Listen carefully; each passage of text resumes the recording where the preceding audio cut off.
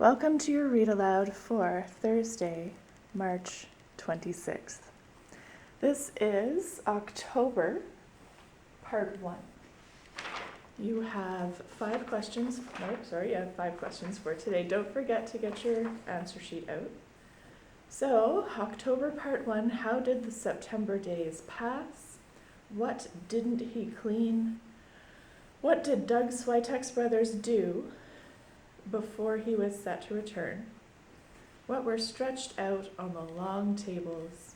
What did my thee say to Holling?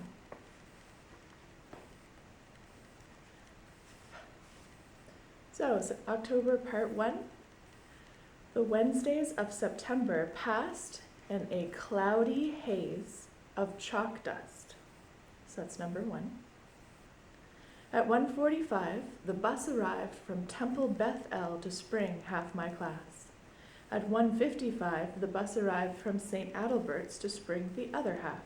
Even my thee, who had to go to catechism, since it was the Catholic Relief Agency that had brought her over from Vietnam, and I guess they figured that she owed them, even though she wasn't Catholic. Then Mrs. Baker and I sat, alone, facing each other. The classroom clock ticked off the minutes. She was probably considering what she could legally do to remind me how regrettable it was that my family was Presbyterian. "There's no point teaching you something new," she said. "You just hear it a second time tomorrow." So that first Wednesday, I washed all the chalkboards. Then I straightened the Thorndike dictionaries. Then I washed all the chalkboards again, since they were streaky. Then I went outside and pounded the erasers against the brick wall of Camillo Junior High until the white chalk dust spread up and around me, settling in my hair and in my eyes, up my nose and down my throat, so that I figured I was probably going to end up with some sort of lung disease that would kill me before the end of the school year, and all because I was Presbyterian. On the second Wednesday of September, and the third, and the fourth, and Wednesdays on into October, they were pretty much the same. I got good at the chalkboards, so Mrs. Baker added putting up her bulletin boards with microscopic pins and leveling tools, and sweeping down the cobwebs from the asbestos tiles on the ceiling, and wiping the grime of sweaty hands off the lower half of the windows, and then pushing them all up so that, as Mrs. Baker said, fresh air could circulate into the classroom. Which it really needed, since once air reached the coat room, it landed on all the stuff from all the lunches that had been chucked into the corners because they were too vile to eat, even when they were fresh. Lunches like liverwurst sandwiches. So after I got good at the windows, Mrs. Baker got me cleaning out the coat room. What I didn't clean out was the stash that Doug Switek was hiding. So that's number 2. It was a bunch of stuff to prepare for number 166 from his list. So far, there was a box of tapioca pudding, a bag of marshmallows that had been smashed into a sticky pulp, and half a dozen ragged feathers, a bottle of red ink, and a plastic bag with something awful in it, probably something dead. He had it all in a small box from the A&P, stuffed on the shelf above the coats. I didn't touch any of it. And do you think I complained about this? Do you think I complained about picking up old lunches that had fungus growing on them and sweeping asbestos tiles and straightening Thorndike dictionaries? No, I didn't. Not once. Not even when I looked out the clean lower windows as the afternoon light of autumn changed to mellow and full yellows, and the air turned so sweet and cool that you wanted to drink it, and as people began to burn leaves on the sides of the streets, and the lovely smoke came into the back of your nose and told you it was autumn. And what were you doing smelling chalk dust and old liverwurst sandwiches instead?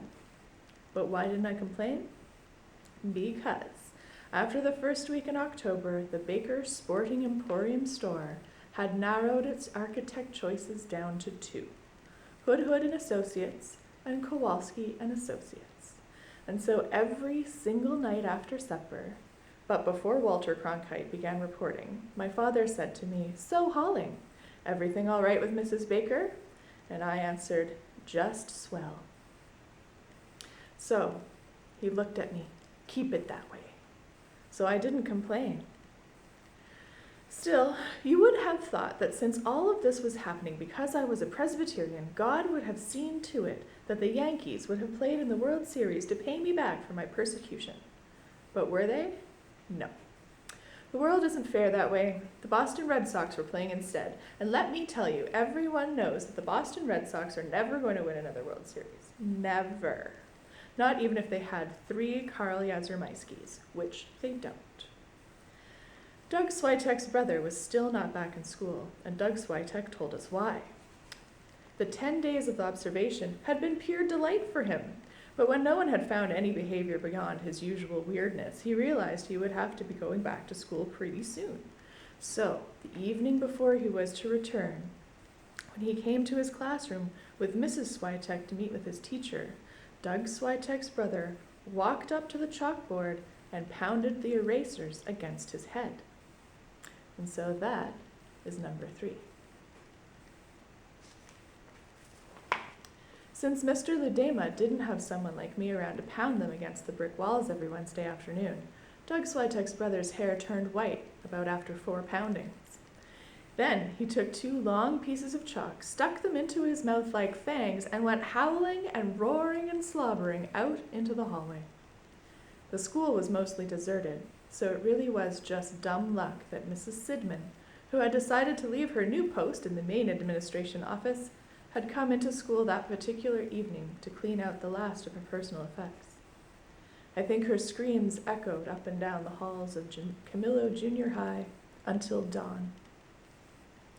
That brought Doug Switek's brother another 4 weeks of medical observation, and it was pretty clear from Mrs. Baker's glares the next morning that somehow she thought this was all my fault, which it wasn't. I didn't have a thing to do with it, but when someone hates your guts, well, truth, justice, and the American way just don't mean all that much. The rest of this chapter will continue in the second video.